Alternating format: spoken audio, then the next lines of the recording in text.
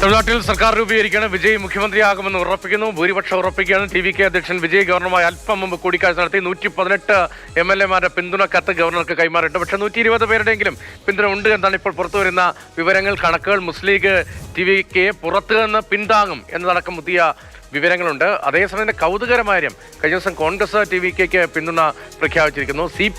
CPM DMK വിട്ട് ഇപ്പോൾ ടി.വി.കെക്ക് പിന്തുണ പ്രഖ്യാപിക്കുകയാണ്. അതിനുമപ്പുറത്തേക്ക് വിജയ് ഈ രണ്ട് ഓഫീസുകളിലേക്ക് നേരിട്ട് വരുന്നു എന്നാണ് അനൂപ് ദാസ് നൽകുന്നത്. അനൂപ്, ഈ CPM ഓഫീസുകളിലേക്ക് നേരിട്ട് വിജയ് വരികയാണോ നന്ദി അറിയിക്കാൻ?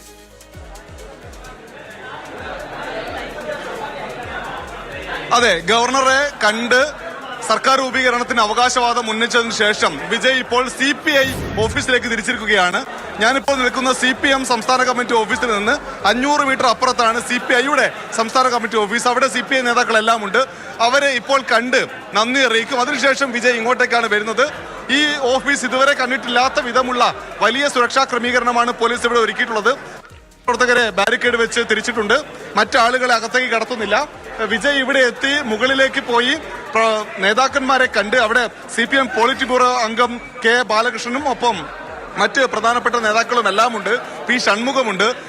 DYFഐയുടെയും പ്രധാനപ്പെട്ട സംസ്ഥാന നേതാക്കളുണ്ട്. സംസ്ഥാന കമ്മിറ്റി അംഗങ്ങളുണ്ട്. അവരെല്ലാം കണ്ട് നന്ദി അറിയിച്ച ശേഷം വിജയ് തിരിച്ചു പോകും. ആ സമയം ആകുമ്പോഴത്തേക്ക് എപ്പോഴാണ് സത്യപ്രതിജ്ഞ എന്ന് നമുക്ക് അറിയാൻ കഴിയുമെന്നാണ് ഇപ്പോൾ സാധാരണ ഇല്ലാത്ത തരത്തിലൊരു പരിഗണന കിട്ടുകയാണല്ലോ ഇപ്പോൾ CPM-നും CPI-ക്കും ഒക്കെ. അങ്ങനെ പിക്ചർ ഇല്ല എന്നൊക്കെയുള്ള ആക്ഷേപം കേൾക്കുന്നതിനിടയിൽ ഇപ്പോൾ കോൺഗ്രസും കുറെ കാലമായി അവിടെ കളത്തിലേ ഉണ്ടായിരുന്നില്ല. ഇവരുടെയൊക്കെ മന്ത്രിസഭയിലെ റോൾ എന്താവും? ആർക്കൊക്കെ മന്ത്രിമാർ?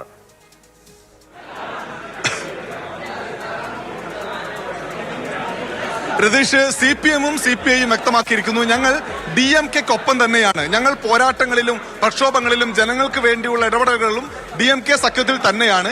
എന്നാൽ സർക്കാർ രൂപീകരിക്കാനുള്ള പിന്തുണ മാത്രമാണ് ടി.വി.കെക്ക് നൽകുന്നത്. അതായത് മന്ത്രിസ്ഥാനം വേണ്ട എന്ന് ഞങ്ങൾ തീരുമാനിച്ചിരിക്കുന്നു എന്ന് CPI-യും CPM-ഉം പറഞ്ഞിരിക്കുന്നു. എന്നാൽ കോൺഗ്രസ് മന്ത്രിസ്ഥാനം ആവശ്യപ്പെട്ടിട്ടുണ്ട്. അവർ അടുത്ത തദ്ദേശ തെരഞ്ഞെടുപ്പിലും അത് കഴിഞ്ഞുള്ള ലോക്സഭാ തെരഞ്ഞെടുപ്പിലും ഒക്കെ ടി.വി.കെയുമായി സഖ്യമായി മത്സരിക്കും എന്ന് പ്രഖ്യാപിച്ചിട്ടുണ്ട്. അതായത് DMK സഖ്യം വിട്ടാണ് അവർ ടി.വി.കെക്ക് പിന്തുണ നൽകിയത്. ഗവർണറെ കണ്ടതിന്റെ രാജേന്ദ്ര ആർലേക്കറെ കണ്ടതിന്റെ പിന്തുണ കത്തുകൾ കൈമാറിയതിന്റെ ആ ദൃശ്യങ്ങളാണ് ഇപ്പോൾ പെട്ടെന്ന് വന്നത്. ആ ദൃശ്യമാണ് നമ്മൾ കണ്ടത്.